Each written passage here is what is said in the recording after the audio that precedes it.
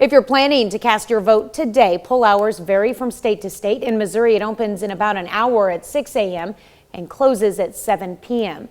As long as you're in line by 7, you can still vote. For Kansas and Oklahoma, polling places will be open from 7 a.m. to 7 p.m. And in Arkansas, you can vote from 7:30 a.m. to 7:30 p.m.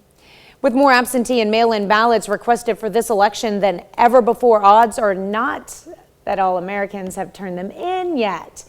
And we bring in our own Jesse Irwin, who is live at the polls in Pittsburgh this morning. And Jesse, if a voter requested and received a ballot through the mail but hasn't filled it out or sent it in yet, can they still take part in today's election? Well, I think if there's one thing we've learned about the election process in general is that every state does this differently. And so I want to go through this because the short answer to your question is yes. Everybody who requested one can still vote. So here's how it works. Here in Kansas specifically, any absentee ballot or mail-in can be turned in at any polling place or drop box until 7 p.m. It doesn't need to be notarized or postmarked, just needs to be handed to a poll worker who will get it to the right place. Now, know that if you're doing this, your vote will count. It just won't be processed until Wednesday morning.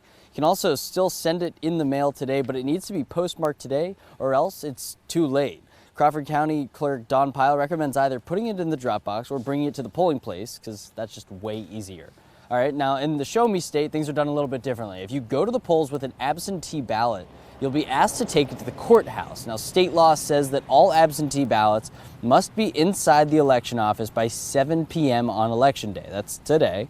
And if you have a mail-in ballot, don't put it in the mailbox today. Bring it to your specific polling place. They'll spoil the ballot and then allow you to vote in person right then and there. And then in the Sooner State, head to the polling place. If you have an absentee ballot, bring it with you. You'll be asked to fill out an affidavit stating that you have not voted twice in the election. And once you do that, the election judge will then take that absentee ballot and they will tear it up and then they'll hand you a ballot for you to exercise your right to vote right there. So, there are lots of different resources available in case you have questions about the voting process at all. If you're having trouble, you can call. There are hotlines available. Of course, you can call the Secretary of State in your respective state, and we have resources for that on our website at KOAMnewsnow.com.